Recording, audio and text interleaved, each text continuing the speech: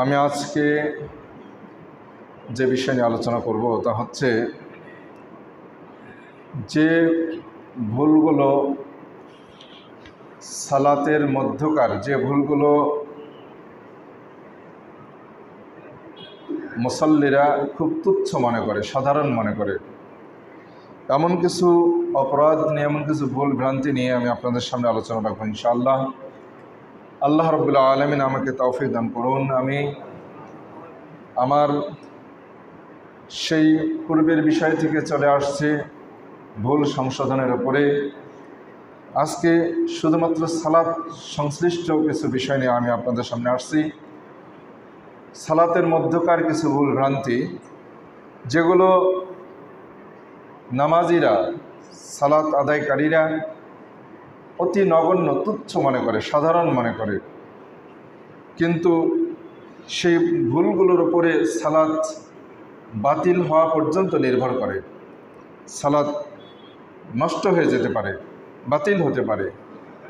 এমন কিছু বিষয় নিয়ে আজকে আমরা আলোচনা শুনবো ইনশাআল্লাহ। আল্লাহ রাব্বুল আলামিন আমাকে তৌফিক দান করুন। আমি যে বিষয়টি আপনাদের সামনে তুলে ধরার ইচ্ছা করেছি, আল্লাহ যেন আমাকে তৌফিক দান করেন। আমরা সকলেই অবশ্যই ইনশাআল্লাহ মনোযোগ দিয়ে আলোচনা শোনার চেষ্টা করব। আফসোস, পরিতাপের বিষয় যে মসজিদে মুসল্লিদের সংখ্যা এখনও অনেক কম। মানুষদের জানানোর উদ্দেশ্যে, শোনানোর উদ্দেশ্যে আমরা এই আলোচনাগুলো করার চেষ্টা করছি। বোঝার জন্যেই আমরা অনেকেই মসজিদে আসি, কিন্তু বহু দেরিতে। জুমার দিনকে ইবাদতের জন্য এখনও আমরা বিশেষভাবে খাস করতে পারিনি, নিশ্চিত করতে পারিনি। আমরা জুমার দিনে মনে হয় যে অনেক কাজ আমরা হাতে রেখে দিই, যেগুলো জুমার দিনে করতে হবে। আমাদের উচিত জুমার দিনকে ইবাদতের জন্য বিশেষ করে একেবারেই মুক্ত করে রেখে দেওয়া। আল্লাহ আমাদেরকে কবে না এই অবস্থায় আমাদেরকে পৌঁছাবেন আল্লাহ ভালো জানেন। আল্লাহর কাছে আমরা তৌফিক চাই, কামনা করি। আমরা নিজেরা, আমাদের বন্ধুবান্ধব, আমাদের আত্মীয় স্বজন যারা রয়েছেন, আমরা তাদেরকে তাকিদ করব জুমার খুতবার আগেই মসজিদে প্রবেশের। জুমার সময় আমরা পরিবর্তন করেছি। এখন জুমার ওয়াক্ত শুরু হচ্ছে সেই 12টার আগেই, জোহরের ওয়াক্ত শুরু হচ্ছে 12টার আগেই। কাজেই আমরা খুতবা শুরু করতেছি 12টা 15 মিনিটে।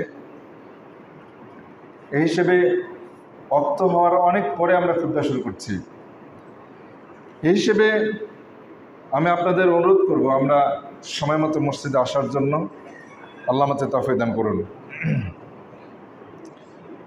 সালাতের মধ্যকার যে ভুলগুলো আমরা অত্যন্ত তুচ্ছ মনে করি, সাধারণ মনে করি, নগণ্য মনে করি, আল্লাহ রাব্বুল আলামিন সূরা মুমিনুনের শুরুতেই বলেছেন, কাদ আফলাহাল মুমিনুন আল্লাযীনা হুম ফি সালাতিহিম খাশিউন। সেই মুমিনরা সফলকাম যারা তাদের সালাতে হলো বিনয়ী, আল্লাহ ভীরু হয়ে যারা তাদের সালাতে দাঁড়ায়, তারাই কেবলমাত্র মুমিনরা সফলকাম, তারা সফল হয়ে যাবে, তারা পাশ করে যাবে। আরবি গ্রামার অনুসারে এখানে কদ আফলাহা শব্দটি হলো অতীতকালীন শব্দ। এই শব্দটি মুমিনদের সফল হওয়ার বিষয়টি সামনে, জান্নাত লাভের বিষয়টি সামনে, কিয়ামত যেহেতু সামনে, চিরস্থায়ী শান্তির ফয়সালার সামনে, তো আল্লাহ রাব্বুল আলামিন ভবিষ্যতের বিষয়টিকে অতীতকালের শব্দ দিয়ে এখানে বর্ণনা করেছেন। আলেমগণ, মুফাসসিরগণ তারা বলেছেন যে এখানে অতীতকালীন শব্দ ব্যবহার করে আল্লাহ বোঝাতে চাচ্ছেন যে মুমিনরা সফলকাম হয়েই গেছে, যাদের মধ্যে নিম্নোক্ত গুণগুলো আছে, বৈশিষ্ট্যগুলো আছে। এখানে আল্লাহ রাব্বুল আলামিন প্রায় 7টি গুণ নিয়ে আসছেন। তার মধ্যে থেকে প্রথম যে গুণটি নিয়ে আসছেন, আমার মূলত প্রথম গুণটার মধ্যেই আলোচনা সীমাবদ্ধ রাখা। সেটা হচ্ছে যে মুমিনরা সফলকাম হয়েই গেছে আল্লাযীনা হুম ফি সালাতিহিম খাশিউন, যারা তাদের সালাতে হলো আল্লাহ ভীরু, খাশা যারা তাদের সালাতে আল্লাহর ভয় ভীতি নিয়ে সালাতে দাঁড়িয়েছে তারাই সফলকাম। সূরাতুল বাকারায়ের 238 নম্বর আয়াতে আল্লাহ বলেছেন ওয়াকুমু লিল্লাহি কানিতিন, তোমরা বিনয়ের সাথে আল্লাহর সামনে দাঁড়াও। এই আয়াতগুলোকে সামনে রেখে আমি আজকের যে বিষয়টা আলোচনা করব তা হচ্ছে সালাতের যে ভুলগুলো আমরা অত্যন্ত তুচ্ছ মনে করি, সাধারণ মনে করি, নগণ্য মনে করি, অথচ সেই ভুলগুলোর উপরে সালাত বাতিল হওয়া নির্ভর করে, বাতিল হয়ে যেতে পারে। এমন ভুল ভ্রান্তি নিয়ে আমরা আজকে ধারণা নেব ইনশাআল্লাহ। যতটুকু পারি আজকে আলোচনা রাখবো, বাকি হয়তো আলোচনা আগামী জুমা পর্যন্ত যেতে পারে। যা হোক, প্রথম যে বিষয়টি নিয়ে আসবো তা হচ্ছে সালাতের মধ্যে ধীরস্থিরতা ত্যাগ।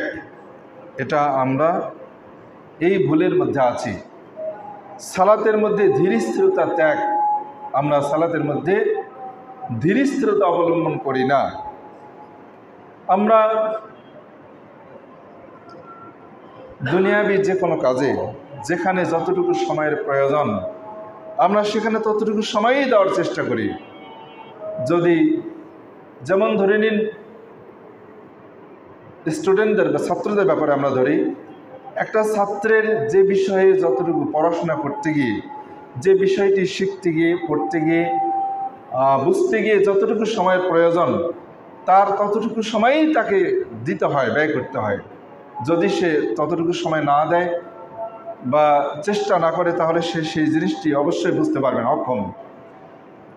আমরা ব্যবসা বাণিজ্যের কথা বলি, আমরা আমাদের যে কোনো কাজে যেখানেই যাই না কেন, যে কোনো অফিস আদালতে যে কোনো কাজেই যাই না কেন, যে যেখানে যতটুকু সময়ের প্রয়োজন, যেভাবে যতটুকু ধীরস্থিরভাবে করলে আমাদের কাজটা সুন্দর হয় সেখানে ততটুকু আমরা ধীরস্থিরতা অবলম্বন করি। কিন্তু মসজিদে আসলে, সালাতে আসলে আমরা ধীরস্থিরতাকে হারিয়ে ফেলি। এখানে আমাদের ধৈর্য সয় না। আমরা সালাতের মধ্যে যত ফাঁকি দেওয়ার, যত তাড়াতাড়ি করলে ভালো হয় আমরা সেটা করার চেষ্টা করি। অথচ ইমাম আহমদ রাহিমাহুল্লাহ তিনি নিয়ে এসেছেন ৫ম খণ্ডের ৩১০ নম্বর হাদিসে নিয়ে আসছেন, এবং সহিহুল জামিয়ের ৯৯৭ নম্বর হাদিসে আসছে। রাসূলুল্লাহ সাল্লাল্লাহু আলাইহি ওয়াসাল্লাম বলেছেন আসাউন নাসি সারাকাতান আল্লাযী ইয়াসরিকু মিন সালাতিহি, সবচাইতে মানুষদের মধ্যে থেকে সবচাইতে নিকৃষ্ট চোর, সবচেয়ে খারাপ চোর, যে সবচাইতে ঘৃণিত চোর সে আল্লাযী ইয়াসরিকু মিন সালাতিহি, যে ব্যক্তি তার সালাত চুরি করে। যে সালাত চুরি করে সে সবচাইতে ঘৃণিত চোর, নিকৃষ্ট চোর। আল্লাহ সাল্লাল্লাহু আলাইহি ওয়াসাল্লাম অন্যান্য চোরের সাথে তুলনা করলেন যে সবচাইতে, এখানে এই যে আমরা যেমন বাংলা ইংরেজি গ্রামার অনুসারে যেমন ডিগ্রি যেমন বলা হয় আর কি, সুপারলেটিভ ডিগ্রির শব্দ ব্যবহার করা হয়েছে, যে সবচাইতে ঘৃণিত, যে সবচাইতে নিকৃষ্ট চোর হচ্ছে সে যে ব্যক্তি সালাত চুরি করে। কাজেই যত চোর আছে, মানুষের সম্পদ চোর, মানুষের একে অপরের জিনিস চুরি করা, টাকা পয়সা ধন দৌলত যা কিছু আছে, যে চুরি করার যে বৈশিষ্ট্য, চুরি করার যে দিক, যেটা আর কি চুরি বলতে আমরা যা বুঝি, চুরি বলতে যা বুঝি সকল চুরির চেয়ে যেটাকে চুরি এখন আমরা বুঝতে পারিনি সেটাকে আল্লাহ সাল্লাল্লাহু আলাইহি ওয়াসাল্লাম সবচাইতে ঘৃণিত নিকৃষ্ট চুরি বলে তিনি আখ্যায়িত করেছেন। বলেছেন যে ব্যক্তি সালাত চুরি করে সে সবচাইতে নিকৃষ্ট চোর। সাহাবারা জিজ্ঞেস করেন ইয়া রাসূলুল্লাহ ওয়া কাইফা ইয়াসরিকু মিন সালাতিহি, নামাজি ব্যক্তি কিভাবে তার নামাজ চুরি করে, কিভাবে সালাত চুরি করে?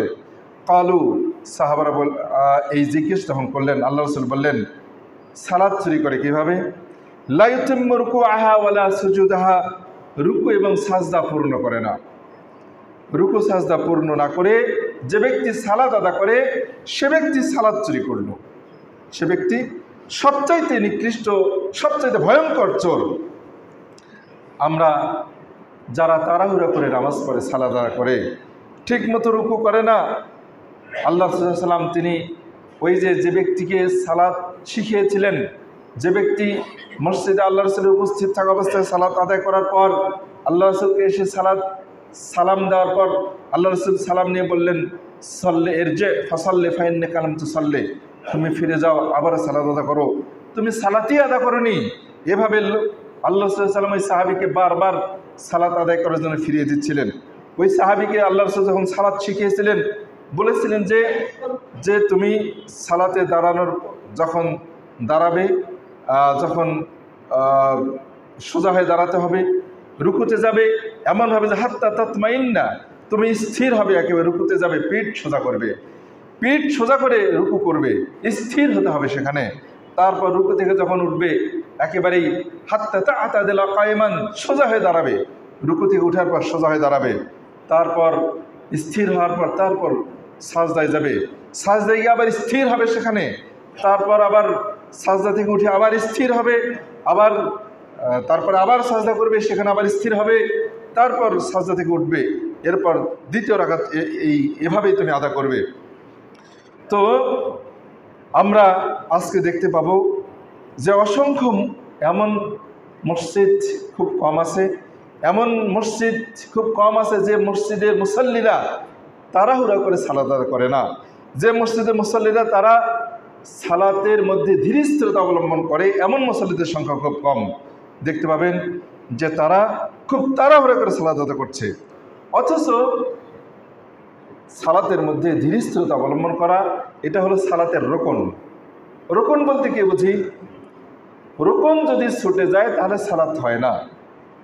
এর উদাহরণ হচ্ছে সূরাতুল ফাতিহা তেলাওয়াত করা, পাঠ করা হচ্ছে রোকন। দাঁড়ানো একটা রোকন, যে ব্যক্তি দাঁড়াতে সক্ষম তার জন্য দাঁড়ানোটা রোকন। সূরা ফাতিহা পাঠ রোকন, রুকু করা রোকন, সাজদা করা রোকন, এভাবে সালাম ফেরা রোকন, তাকবীরাতুত তাহরিম হচ্ছে রোকন। এই রোকনের যদি কোনো ব্যক্তি রুকু কারো ছুটে যায়, কারো যদি রুকু ছুটে যায়, তাহলে তার রাকাত হবে কি? রাকাত হবে না। রোকন যদি কোনো একটা সালাতের কোনো রোকন যদি ছুটে যায় তাহলে কখনো সালাত হবে না। রোকন ছুটে গেলে যে ব্যক্তি রোকন ছুটে যাবে ওই রোকনটা আবার আদা করতে হবে, তাহলে নি তার ওই রাকাতটা হবে। যদি কোনো ব্যক্তি ভুল করে রুকু না করতেই সাজদায় চলে গেছেন, তাহলে ওই রাকাতেই যদি তার মনে পড়ে যায় তাহলে আবার রুকুতে ফিরে আসতে হবে, ফিরে এসে রুকু করে সামনের দিকে তারপর করে যেতে হবে, ওই রুকু আদা করে যেতে হবে। তাহলে এবং সবশেষে তাকে সাজদাতে সাহাবে, ভুল সংশোধনে সাজদা দিতে হবে। মানে রোকন ছুটে গেলে ওই রোকনটা আবার আদা করে যেতে হবে। পরের রাকাতে গিয়ে যদি মনে পড়ে যে পূর্বের রাকাতের সে রুকু করেনি, পূর্বের রাকাতে সাজদা করেনি, এমনটা যদি মনে পড়ে যায় তাহলে তাকে কি করতে হবে? ওই রাকাতটা বাতিল বলে গণ্য হবে, আগের রাকাতটা বাতিল বলে গণ্য হবে। রোকন ছুটে গেলে সালাত হবে না। অনুরূপভাবে ধীরস্থিরতা যদি কোনো ব্যক্তির ছুটে যায় তাহলে তার সালাত হবে না। এটি স্পষ্ট, এতে কোনো সন্দেহ নেই। রোকন, ধীরস্থিরতা হচ্ছে সালাতের একটি রোকন। যে ব্যক্তির রোকন ছুটে যাবে তার সালাত নষ্ট হয়ে যাবে, সালাত বাতিল বাতিল বাতিল, এতে কোনো সন্দেহ নেই। আল্লাহ সাল্লাল্লাহু আলাইহি ওয়াসাল্লাম তিনি বলেছেন, আবু দাউদের মধ্যে আসছে এবং সহিহুল জামের 7224 নম্বর হাদিসে আসছে, আল্লাহ রাসূল বলেছেন, লা তুজজিউ সালাতুর রাজুলি হাত্তা ইউকিমা যহরাহু ফির রুকুই ওয়াস সুজুদ। যে ব্যক্তি তার পিঠকে সোজা করলো না রুকু এবং সাজদায়, এই ব্যক্তির সালাত হলো না, এই ব্যক্তির সালাত হলো না। যে ব্যক্তি রুকুতে এবং সাজদায় পিঠকে সোজা করলো, রুকুতে একেবারে পিঠ সোজা করতে হবে, সাজদাতে যেমন থাকার দরকার সোজা করতে হবে। রুকুতে পিঠ সোজা হবে কিভাবে? আপনার হাঁটু যতটুকু বাঁকা হওয়ার প্রয়োজন ততটুকু বাঁকা করতে হবে, মানে হাঁটু যতটুকু বাঁকা হতে হবে, একেবারেই ফুল হাঁটু কোকড়া করে রাখা যাবে না। হাঁটু যাতে করে তার হাড় যেখানে পৌঁছার দরকার সেখানে যেন পৌঁছে যায়। হাতের কনুইর হাড় সোজা হতে হবে এবং হাঁটুর হাড় যেখানে গিয়ে ঠেকে যাবে আর কি, ওই পর্যন্ত হাঁটুকে বাঁকা করতে হবে। হাঁটু কোকড়া এইভাবে, হাত যেমন সোজা এটাকে এইভাবে বাঁকা করে রাখা যাবে না, হাঁটুকে একটু বাঁকা করে রাখা যাবে না। যদি বাঁকা করে রাখেন তাহলে আপনার পিঠ সোজা হবে না, আর পিঠ যদি সোজা না হয় তাহলে আপনার সালাত হলো না। আল্লাহ রাসূল সাল্লাল্লাহু আলাইহি ওয়াসাল্লাম তিনি এই কথাটি বলেছেন। কাজেই দেখুন, যে ব্যক্তি, আমরা দেখব যে বহু নামাজি সালাত আদায়কারী আছেন, হয়তো ভাববেন যে এতটুকু না করতেই, এতটুকু যদি ছুটে যায় তাহলেই সালাত হবে না। হ্যাঁ, এ কথা তো আমাদের নিজস্ব কথা নয়, আমার মুখ থেকে কথা। এটা তো আল্লাহ রাসূল সাল্লাল্লাহু আলাইহি ওয়াসাল্লাম হাদিস স্পষ্ট বললেন, যে ব্যক্তি রুকু সাজদায় পিঠ সোজা করবে না তার সালাত হলো না। একইভাবে আল্লাহ রাসূল সাল্লাল্লাহু আলাইহি ওয়াসাল্লাম তিনি আরও বলেছেন, এই হাদিসটি ইমাম ইবনে খুজাইমা নিয়ে আসছেন।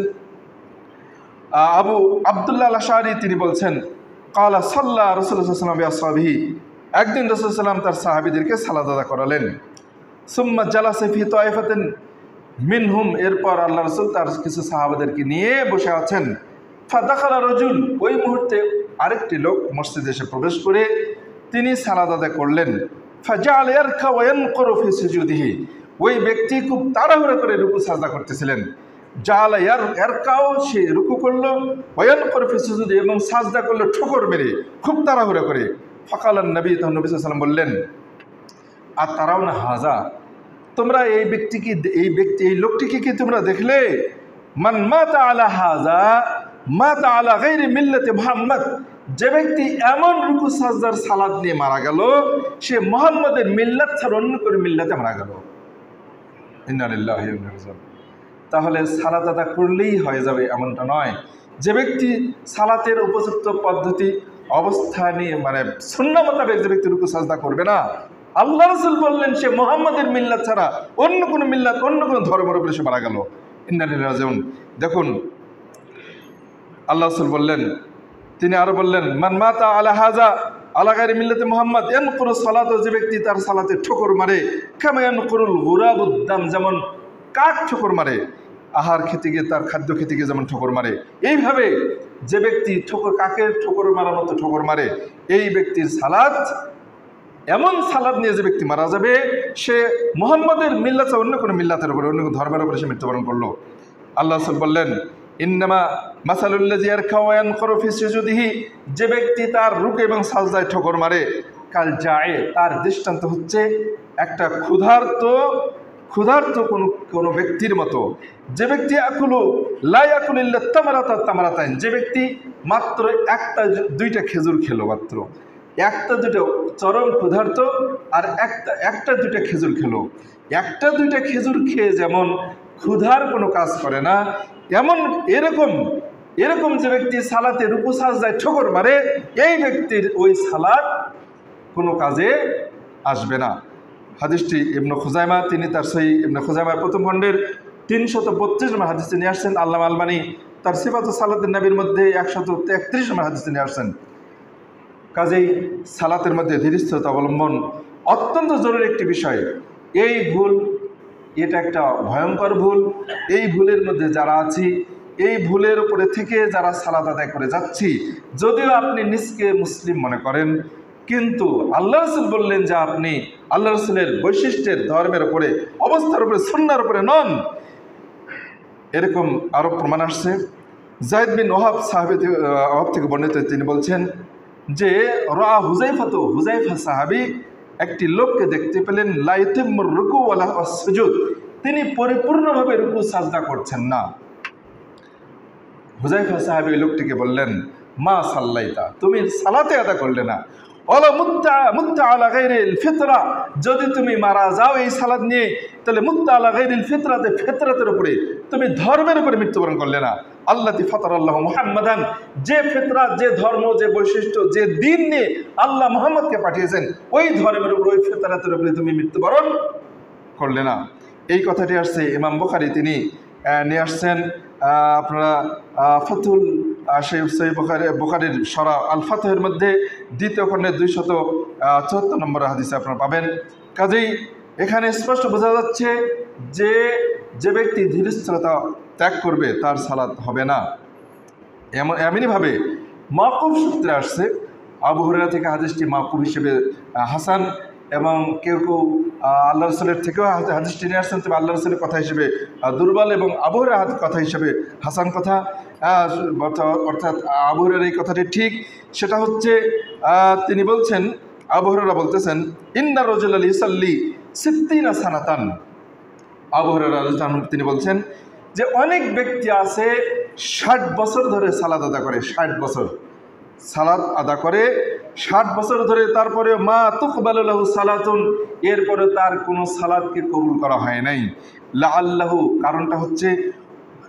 কারণটা হচ্ছে যে ইউতিম্মুর রুকু, সে হয়তো রুকু পূর্ণ করেছে কিন্তু ওয়ালা ইউতিম্মুস সুজুদ, কিন্তু সাজদা পূর্ণ করেনি। ওয়াইতিম্মুস সুজুদ, অথবা সাজদা পূর্ণ করেছে কিন্তু ওয়ালা ইউতিম্মুর রুকু, রুকু পূর্ণ করে নাই। এরকম অনেক মুসাল্লি আছে। কাজে আসুন আমরা, আমাদের উচিত সালাতের মধ্যে ধীরস্থিরতা অবলম্বন করা, তাড়াহুড়া না করা। সালাতের মধ্যে আসা তো আল্লাহ রাব্বুল আলামিনের সাথে সাক্ষাতে আসলেন, আল্লাহ রাব্বুল আলামিনের সাথে কথা বলতে আসলেন। আল্লাহ রাসূল বলেছেন, যখন বান্দা সালাতে দাঁড়ায় তখন ইউনাজি রব্বাহু, সে তার রবের সাথে মুনাজাত করে। আর রবের সাথে মুনাজাত করতে গিয়ে যে ব্যক্তি তাড়াহুড়া করে, আল্লাহর সাথে তাড়াহুড়া করে, আল্লাহর সাথে কথা বলার যার সময় নেই, আল্লাহর কি প্রয়োজন আছে তাকে ক্ষমা করার, তার সালাত কবুল করার, তার সালাতের প্রতি আল্লাহর মনোযোগী হওয়ার কি প্রয়োজন আছে? যার আল্লাহর সাথে প্রয়োজন নেই, আল্লাহ রাব্বুল আলামিন আমাদেরকে ক্ষমা করুন, মাফ করুন। আসলেই আমরা অনেক অনেক সালাত আদায়কারীকে দেখি, এমনকি অনেক আলেমকেও, যাদেরকে বলা সম্ভব নয়, বললে উল্টো বলবে যে আমাকে সালাত শেখাতে আসছেন। আমাদের অনেক মুসাল্লিকে যদি আমরা বলতে যাই, অনেকে এরকম দেমাক নিয়ে থাকেন, অনেক গর্ব, অহংকার, ফখর নিয়ে থাকেন।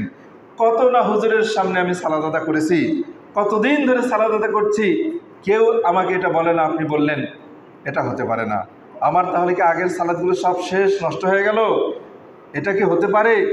নিজের এই কথাকে কি, নিজের ভুলকে কেউ, অনেকে আছে ভুলকে ভুল মনে করি না, ইন্নালিল্লাহি ওয়া ইন্না ইলাইহি রাজিউন। আমি এটাই বলতে চাচ্ছি, ভুলকে ভুল মনে করুন। আমি এই বিষয়ে এই যে আজকে অষ্টম খুতবা দিচ্ছি বিষয়টি নিয়ে, ভুলকে ভুল মনে করুন, ভুলকে আপনি স্বীকার করুন যে আপনার এটা ভুল, তাহলে আপনি সংশোধনের সুযোগ পাবেন। আর ভুলটাকে যদি আপনি স্বীকার না করেন, তাহলে সুযোগ পাবেন কী করে? ভুল সংশোধন করবেন কি করে? আল্লাহ রাব্বুল আমাদেরকে ক্ষমা করুন, দয়া করুন। যদি এই ভুল অবস্থায় যদি সালাত কবুল হয়, তাহলে আল্লাহ রাসূল এই সাহাবীকে বারবার ফিরিয়ে দিতেন না, বলতেন না যে তুমি সালাতে আদা করোনি, তুমি আবার ফিরে যাও, আবার সালাত আদা করো। এটা তো আল্লাহ রাসূলের যুগে আল্লাহ রাসূল সাল্লাল্লাহু আলাইহি ওয়াসাল্লাম তিনি সাহাবাকে বারবার ফিরিয়ে দিচ্ছেন। আল্লাহ রাসূল তো এই কথাও বলতে পারতেন যে তুমি যা পড়েছো আর নয়, তুমি আগামী থেকে তুমি এভাবে পড়ো। আল্লাহ রাসূল সাহাবীকে বারবার ফিরে দিচ্ছেন, শিখিয়েও দিচ্ছেন না, ফিরে দিচ্ছেন, তাকিদ করার জন্য, বিষয়টিকে অত্যন্ত গুরুত্ব দেওয়ার জন্য আল্লাহ রাসূল কাজটি করেছিলেন। সব শেষে ওই সাহাবী বলেছেন, হে আল্লাহ রাসূল, আমি এর চেয়ে আর ভালো করে সালাত আদা করতে পারি না, জানি না, আমাকে শিখিয়ে দিন। বোঝা যাচ্ছে ওই সাহাবী জানতেন না, তাই তিনি ওইভাবে সালাত আদা করেন। আর এখন আমাদের জানার সুযোগ আছে, আমাদের কানে আসছে যে আমাদের সালাতের পদ্ধতি ভুল থাকতে পারে, এরপরে আমরা বিশ্বাস করছি না। আসুন আমরা সালাতের মধ্যকার এই ভুলকে আমরা অবশ্যই স্বীকার করে, যাচাই বাছাই করে আমরা তা সংশোধনের চেষ্টা করব। আল্লাহ রাব্বুল আমাদেরকে আমাদের ভুলগুলোকে চিহ্নিত করে তা সংশোধনের তৌফিক দান করুন বলে আমিন। এরপরে দ্বিতীয় যে অবস্থা, সালাতের মধ্যকার যে বিষয়গুলো আপনার আমার সালাতকে বাতিল করে দিতে পারে, নষ্ট করে দিতে পারে, এমন বিষয় আমরা কিছুই মনে করি না যে এটা হয়তো তেমন কিছুই না, হয়তো এটা তেমন কিছুই না, এতে অসুবিধা নাই, এটা আমরা অনেকেই মনে করি, কিন্তু আসলে সেটা সালাতকে নষ্ট করে দিতে পারে। যেমনটি আমরা এখনই শুনলাম। আরেকটি বিষয় হচ্ছে সালাতের মধ্যে অতিরিক্ত নড়াচড়া করা, অমনোযোগী হওয়া, অতিরিক্ত নড়াচড়া করা। আপনি কাপড় সোজা করছেন, ঘড়ি নাড়তেছেন, চশমা নাড়াচাড়া করতেছেন, আঙ্গুল কামড়াচ্ছেন,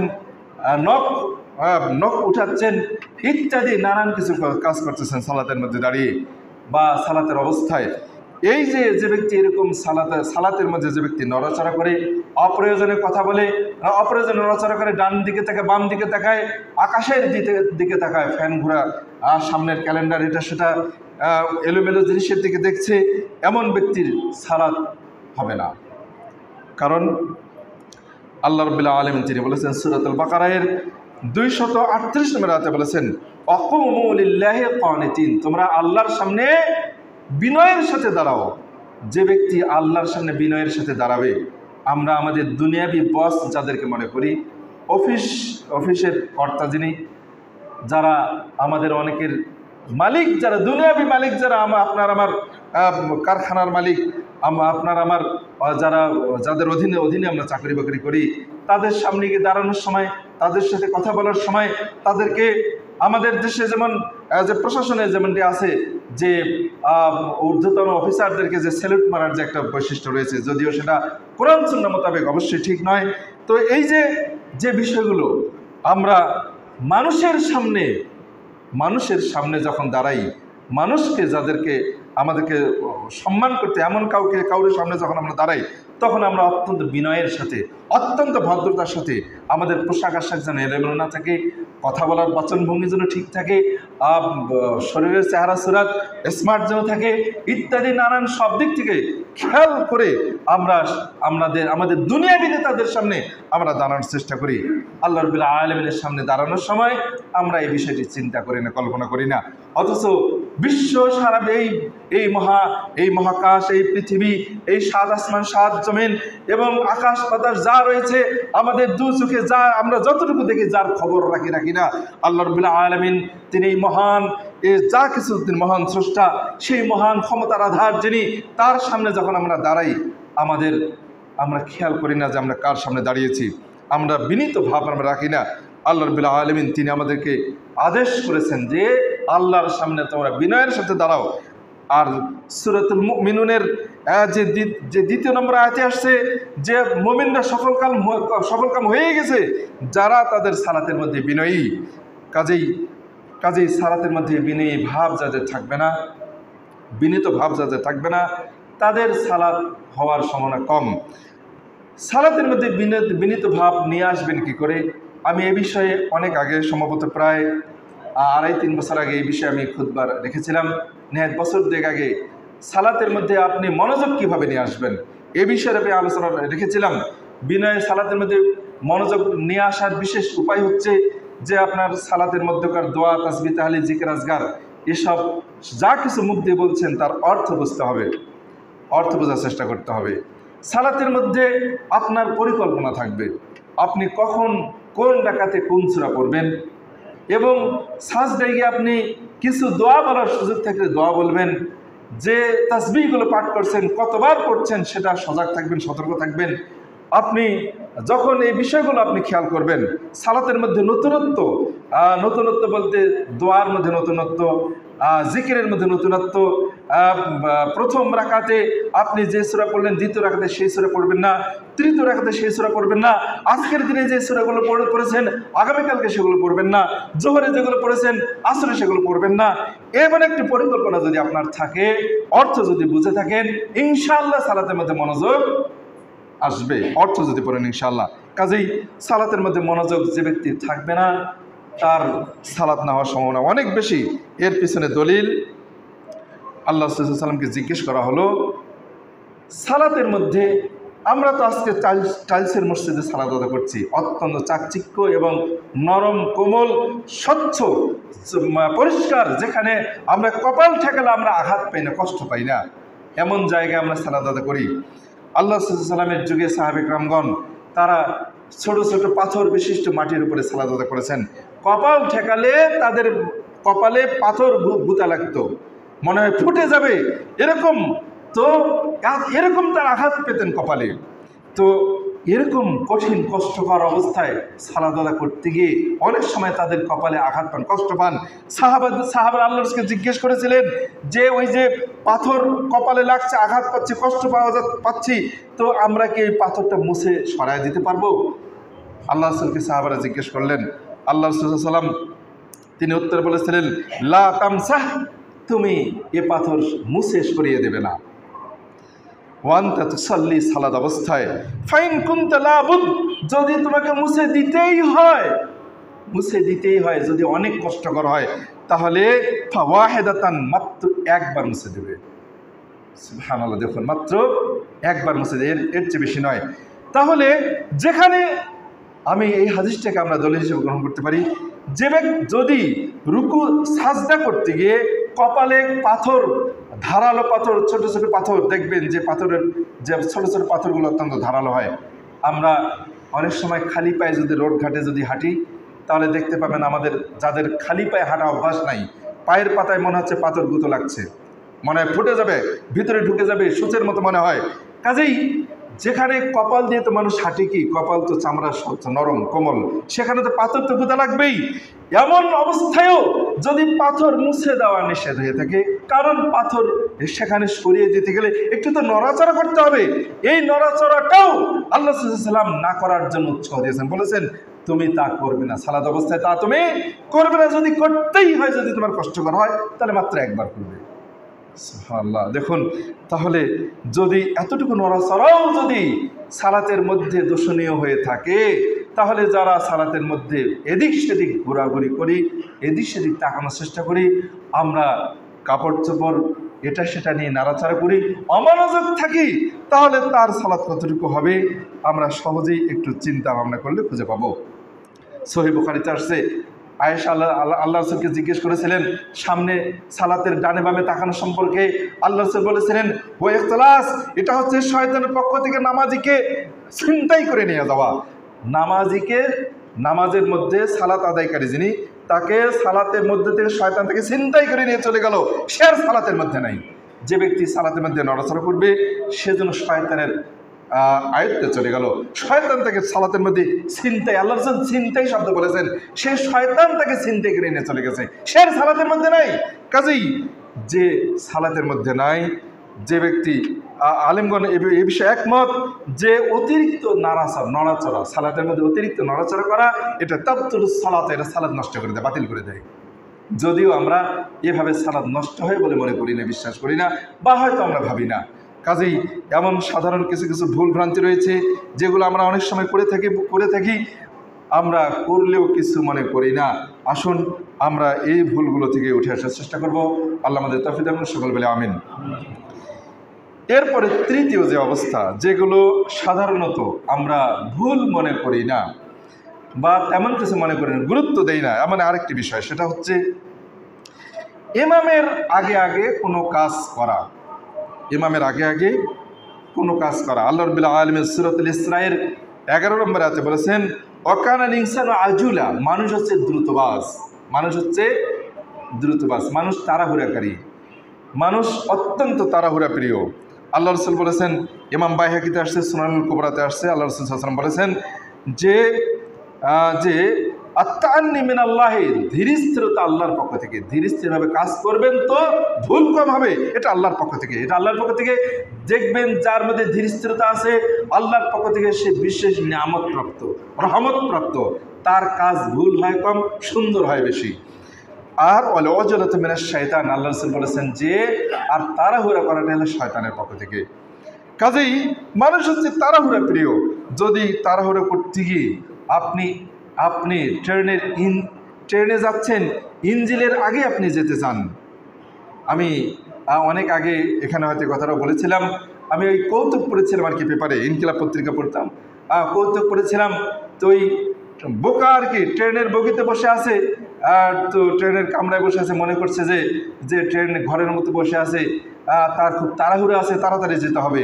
তো বসে থাকলে চলবে না, সে ট্রেনের বগির মধ্যে শুধু পায়চারি করা শুরু করেছে, তাড়াতাড়ি যেতে হবে। তো দুই পাশে সিটের মানুষেরাও বিরক্ত হয়ে গেছে, তুমি বারবার তো আসছো কেন? তখন বলছে, আপনাদের মতো বসে থাকলে আমাকে চলবে না, আমাকে তাড়াতাড়ি যেতে হবে।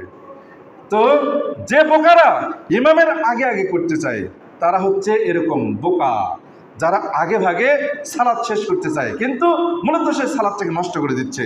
আসুন, যদি কোনো ব্যক্তি এমন কাজ করে, তাহলে তার সালাত হবে কি হবে না, দেখুন আল্লাহ সাল্লাল্লাহু আলাইহি ওয়াসাল্লাম বলেছেন, কি বলেছেন? সহিহ মুসলিমের হাদিসে আসছে যে প্রথম খণ্ডের 320 এবং 21 নম্বর হাদিসে আসছে, আল্লাহ রাসূল বলেছেন, আমা ইয়াখশাল্লাযী ইয়ারফাউ রা'সাহু ক্বাবলা আল ইমাম আইয়ুহাব্বিলাল্লাহু রা'সাহু রা'সা হিমার। যে ব্যক্তি ইমামের আগেই তার মাথা উঠায়, সে কি ভয় পায় না যে তার চেহারাটাকে, তার মুখমণ্ডলকে আল্লাহ রাব্বুল আলামিন গাধার মুখমণ্ডলে পরিণত করে দেবেন? ইন্না লিল্লাহি ওয়া ইন্না ইলাইহি রাজিউন। সালাত আদায় করতে এসেছি আল্লাহ রাব্বুল আলামিনের ক্ষমা পাওয়ার জন্যে, জান্নাতি হওয়ার জন্যে, চেহারাকে উজ্জ্বল করার জন্যে। সেখানে যদি এমন সালাত আদায় করলাম, সেই সালাত আদায় করতে গিয়ে যদি আল্লাহ রাব্বুল আলামিনের ধমকের আওতাভুক্ত হতে হয়, অন্তর্ভুক্ত হতে হয়। তাহলে এই সালাত কতটুকু কাজে আসবে আমরা খুব সহজেই চিন্তা করতে পারি, সহজে বুঝতে পারি। আসুন সালাতের মধ্যে এই বিষয়টা অত্যন্ত খেয়াল করতে হবে, খুবই খেয়াল করতে হবে। অনেক মানুষ আছে সালাতের মধ্যে দেখবেন যে তারা ইমামের আগে আগে করার চেষ্টা করছে।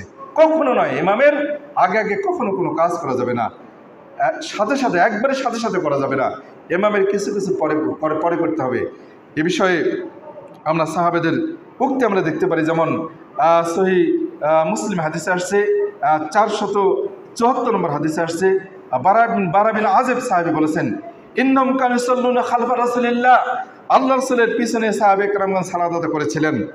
ফায়যা রাফা রাসূহু মিনার রুকুয়ে, কিভাবে ইমামের অনুসরণ করতে হবে। যখন ইমাম রুকু থেকে মাথা উঠাবেন তখন ইনি বলছেন, বারা বিন আযিব সাহাবী বলছেন, আমরা আল্লাহ রসুলের যুগে আমরা যেমনটা দেখেছি, যেমনটা করেছিলাম, যখন আল্লাহ রসুল সাল্লাল্লাহু আলাইহি ওয়াসাল্লাম তিনি তার রুকু থেকে মাথা উঠাতেন, লাম আরা আহাদান ইয়াহনি যহরাহু, যে হাত্তা ইয়াদা রাসূল সাল্লাল্লাহু আলাইহি ওয়াসাল্লাম জাবহাতু আলাল আরদি, রুকু থেকে ওঠার পর আল্লাহ সাল্লাল্লাহু আলাইহি ওয়াসাল্লাম যখন সাজদায় যেতেন, সাজদায় গিয়ে তার কপাল মাটিতে না ঠেকানো পর্যন্ত আমরা কেউই সাজদার দিকে ঝুঁকে যেতাম না। আল্লাহ সাল্লাল্লাহু আলাইহি ওয়াসাল্লাম তিনি যখন তার মাথা একেবারে মাটিতে ঠেকে দিতেন, তার কপাল যখন মাটিতে স্পর্শ করত, তখন সাহাবে কেরামগণ সাজদায় যাওয়া শুরু করতেন। আর সুম্মা ইয়াখিরু মিন ওয়ারাইহি, এরপর পিছনে যারা থাকতেন তারা তারপর সাজদায় ঝুঁকতেন। হাদিসটি সহিহ মুসলিমের হাদিস। এখানে বারা বিন আযিব সাহাবীর সাক্ষ্য আসছে, উক্তি আসছে, তিনি এই কথাটি বলেছেন। কাজেই বোঝা যাচ্ছে যে সালাতের মধ্যে ইমামের পিছনে, ইমামের যখন তিনি যে কাজ শুরু করবেন, ওই কাজটা যখন তার শেষের দিকে, ওই মুহূর্তে আমাদের করা শুরু হবে। আমরা ইমামের আগে তাকবীর পাঠ করব না, ইমামের আগে কখনো রুকু সাজদা কখনোই আগে আগে কোনোটাই করা যাবে না। আলেমগণ বলছেন, যখন ইমাম আল্লাহু আকবার যখন বলা শেষ হবে, যখন উচ্চারণ হবে, তারপর আমাদেরকে তাকবীর পাঠ করতে হবে। ইমামের আগে যদি আপনি তাকবীর বলে ফেলেন, তাহলে ইমামের আগে হয়ে গেল, আপনার সালাতের অনেক ক্ষতি হয়ে গেল। আল্লাহ সাল্লাল্লাহু আলাইহি ওয়াসাল্লাম তিনি এ বিষয়ে সাবধান করেছেন। তিনি যখন তিনি তার বয়স হয়ে যায়, তখন হাদিসটি ইমাম বাইহাকি নিয়ে আসছেন, এবং ইরওয়াউল গালিলের 2য় খণ্ডের 290 নম্বর হাদিস আসছে। আল্লাহ এই হাদিসটিকে হাসান বলেছেন আল্লামা আলবানী। তিনি বলছেন যে আল্লাহ রাসূল বলেছেন, ইয়া আইয়ুহান নাস, হে মানুষেরা, ইন্নী কাদ বাদদানতু, হে মানুষেরা, আমি এখন আমার শরীর ভারী হয়ে গেছে, বয়স হয়ে গেছে, ভারী হয়ে গেছে। বয়স্কদের রুকুতে যাওয়া, সাজদা যাওয়ার উঠার গতি আর অল্প বয়স্কদের ছেলেদের বা অল্প বয়স্কদের সালাতের উঠানামার গতি এক নয়, গতি কম বেশি আছে। কাজে আল্লাহ সাল্লাল্লাহু আলাইহি ওয়াসাল্লাম যখন তার বয়স হয়ে গেল, তিনি বললেন যে ইন্নী কাদ বাদদানতু, আমার এখন শরীর ভারী হয়ে গেছে, ফালা তাসবিকুনি, কাজে আমার উঠানামা করতে একটু সময় লাগতে পারে। এই সময় লাগার কারণে আমার আগে কখনো তোমরা করবে না, বের রুকু ওয়াস সুজুদ, আমার আগে কখনো রুকু সাজদা তোমরা করবে না। কাজেই ইমামকে দোষানোর কোনো সুযোগ নাই। ইমাম এত আস্তে আস্তে রুকুতে যায় কেন, এত আস্তে আস্তে রুকুতে উঠে কেন, এই ধরনের যদি কোনো অজুহাত খোঁজেন আপনি, তাহলে কি পার পাবেন? কখনো নয়। আসুন আমরা অবশ্যই সাবধান থাকব, আমরা চেষ্টা করব আল্লাহ রাব্বুল আলামিন আমাদেরকে তার রাসূলের সুন্নাহ মোতাবেক সালাত আদায়ের আমরা যেন করতে পারি।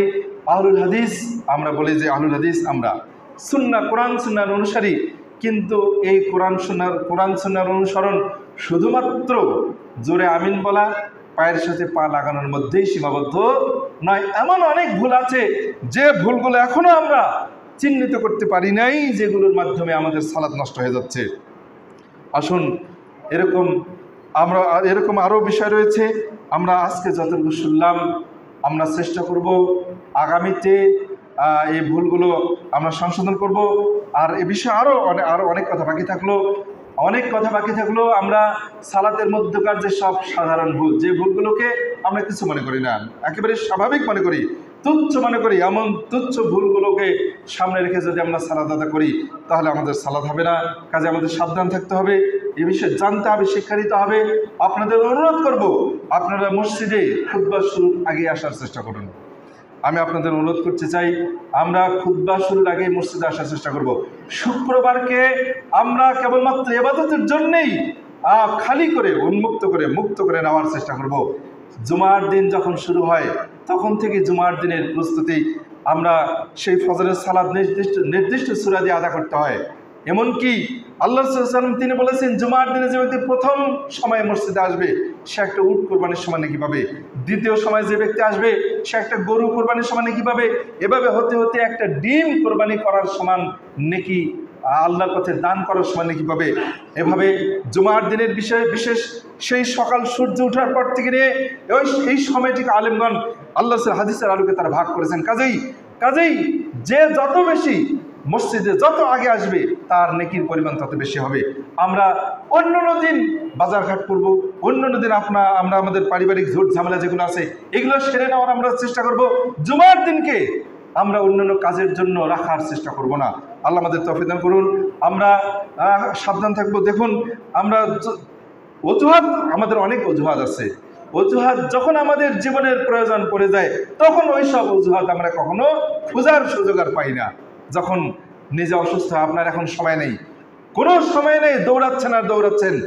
আল্লাহ রাব্বুল আলামিন, আমরা তো অসুস্থ হব কি না? মৃত্যু তো সামনে না পিছনে? সামনে, মরবো সামনে, মৃত্যুটা সামনে। কাজে সবচেয়ে ভয়ঙ্কর রোগ মৃত্যু রোগটা সামনে অপেক্ষা করছে, বড় অসুস্থতার সামনে অপেক্ষা করছে। সব কাজ থেকে একদিন অবসর হতে হবে আপনাকে, উপায় থাকবে না।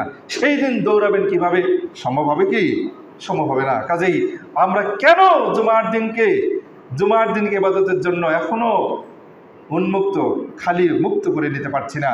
চেষ্টা করি একটু গুরুত্ব দিলেই হবে। এটা আমাদের মনের ব্যাপার। মসজিদে আসলে অনেক গরম লাগে। বাড়ি দিকে আমাদের সবাইয়ের এসি আছে ভাই, এসি আছে। এসি তো তাদের জন্য যারা সবসময় এসিতে থাকেন। কিছু সময় এসিতে, কিছু সময় মসজিদে এসিতে থাকবেন। আর এসি থেকে বাইরে গেলে, এর অর্থ আমি এটা বলছি না যে মসজিদে এসি নিতে হবে না, এটা বলছি না। আমাদের সুযোগ আছে, অর্থ আছে, আমরা এটা করতে পারি, অসুবিধা নেই ইনশাআল্লাহ। কিন্তু মসজিদে আসলে গরমের কারণে উত্তপ্ত, বাইরে গেলে কি আপনি হাওয়া পাবেন? বাড়িতে গিয়ে আপনার এসি শুরু হয়ে যাবে, আপনাকে বাড়িতে গিয়ে কি গরম লাগবে না? যে আপনাকে মসজিদে আসলেই তার ভালো করতে হবে। হ্যাঁ, আল্লাহ রাব্বুল আমাদেরকে কেন যেন আমাদের মন মগজকে, আমাদের বুঝকে, আমাদের ইচ্ছাকে কেন যেন এখনো আল্লাহর সন্তুষ্টির জন্য বিলিয়ে দিতে পারছি না। আফসোস, কি করে বলি, কি করে বুঝাই? হয়তো আমার কথাগুলো আপনাদের অনেকে হয়তো লেগেও যেতে পারে, আল্লাহ মাফ করুন। আমি আপনাদের ভালোবাসি। আল্লাহ রাসূল বলেছেন যে আমি নিজের জন্য যেটা পছন্দ করি আপনাদের জন্য সেটা পছন্দ করি। কাজেই আপনি গাজাবাসীদের কাছে চিন্তা করুন, যেখানে পায়খানা প্রস্রাবের ব্যবস্থা নেই। আমি কিছুদিন আগে, এই যে প্রচণ্ড গরম, প্রায় 48 থেকে 50 ডিগ্রি সেলসিয়াস তাপমাত্রা, আমি একজন সেই যমুনা টিভিতে এক গাজাবাসীর এক সাক্ষাৎকার আমি শুনছিলাম। তিনি বলছিলেন তাঁবুতে খাটায় আছে, তাদের তো বাড়িঘর নাই, সব শেষ, ভেঙে চলে শেষ। তাঁবুর ভিতরে ঢুকলে 50 ডিগ্রি তাপমাত্রা সেলসিয়াস তাপমাত্রা হয়, আর বাহিরে সূর্যের মধ্যে দাঁড়িয়ে থাকলে কম তাপমাত্রা, এই 45, 46, 47, মানে রোদের মধ্যে দাঁড়িয়ে থাকলে কম তাপমাত্রা, তাঁবুর ভিতরে ছায়ার মধ্যে ঢুকলে তাপমাত্রা বেশি হয়ে যায়, কারণ সেখানে হাওয়া বাতাস ঢোকে না। দেখুন তারা কিভাবে কষ্টে দিনে ইবাদত করছেন। তাদের নাই খাবারের ব্যবস্থা, নাই প্রস্রাব পায়খানার ব্যবস্থা, অস্বস্তিকর পরিবেশ, ভয়ঙ্কর গরমের মধ্যে, সূর্যের তাপের মধ্যে তারা দিনে ইবাদত করছেন। এভাবেই তাদের দিনকাল যাচ্ছে। আল্লাহ তাদেরকে দয়া করুন, ক্ষমা করুন, জালেমদের হাতকে ভেঙে দিন। হে আল্লাহ, আসুন আমি আপনি এই বিষয়গুলো একটু চিন্তা করে দেখি, নিজের জীবনের সাথে মিলিয়ে নেই। আমরা একটু চিন্তা করি যে আমরা কত সুখে আছি, কত ভালো আছি। আমাদের দেশটাকে তো আরবের বেশ কিছু শাইখদের সাথে আমার পরিচয় হয়েছিল বাংলাদেশে। আমি যখন সেখানে ঢাকায় পড়াশোনা করেছিলাম, কিছু শাইখের তাদের দার্সে অংশগ্রহণের সুযোগ হয়েছিল। তারা বলতেন যে বাংলাদেশ একটা এসি, এটা এখানে এত সুন্দর আবহাওয়া যে এখানে এসির প্রয়োজন নেই, এমনিতে এসি। আমরা যত হোক না কেন আমাদের ঘরের ভেতরের, মসজিদের ভেতরে আবহাওয়া কি 40 ডিগ্রি তাপমাত্রায় পৌঁছে গেছে কি? এমনকি আছে কি? হয়নি, এমনটা হয়নি। আসুন, এই যে এবারে যারা হজে গিয়েছিলেন, অনেক ভাই মারা গেছেন, অনেকে অসুস্থ হয়েছিলেন। হজের মৌসুমে তাপমাত্রা প্রায় 45, 46, 47, 50 পর্যন্ত তাপমাত্রা, সেখানে তারা হজ সম্পাদন করেছিলেন অনেক কষ্টে। আসলে সেখানে যদি তারা যদি বলতেন যে এত গরমে কি হজ করা যায়, এত গরমে কি থাকা যায়, কে হজ করতে আসে, ভুল করে ফেললাম, মরে যাবো নাকি, এরকম কি বলার সুযোগ আছে? সুযোগ নাই। আসুন আমরা একটু আল্লাহর ইবাদত করতে গিয়ে একটু ধৈর্য ধারণের চেষ্টা করব, ধৈর্য ধরে মনকে মিলিয়ে নেওয়ার চেষ্টা করব। আপনার মনের ব্যাপারে এটা, মনকে মিলিয়ে নেওয়ার চেষ্টা করুন, ইনশাআল্লাহ সহ্য ক্ষমতা হবে। আর মনকে যদি মিলাতে না পারেন, তাহলে আপনি কোথাও আপনি ফিট হবেন না, আপনার মিলবে না। আল্লাহর রাব্বুল আমাদেরকে মসজিদে এসে ধীরস্থিরতা অবলম্বনের তৌফিক দান করুন। আল্লাহর রাব্বুল আলামিনের সামনে দাঁড়ালে যেভাবে দাঁড়ানোর প্রয়োজন, যে বিষয়গুলো নিয়ে আমি কথা বলছি, মূলত এই বিষয়গুলো আমি আপনাদেরকে বলতে চাচ্ছি যে আমরা আল্লাহ রাব্বুল আলামিনের সন্তুষ্টির জন্য তার সামনে দাঁড়াবো, ধীরস্থিরতা নিয়ে দাঁড়াবো, বিনয়ের সাথে দাঁড়াবো। মসজিদে আসলাম তো আল্লাহর সাথে সাক্ষাতের জন্য আসলাম, সেখানে আর তাড়াহুড়া কিসের, সাধ্যমতো চেষ্টা করব আল্লাহর সাথে কথা বলার জন্য, আর নিজের অভাব অভিযোগ আল্লাহর কাছে পেশ করার জন্য। আল্লাহ আমাদের সেই তৌফিক দান করুন, সকল বলে আমিন আমিন রহমাকুমুল্লাহ।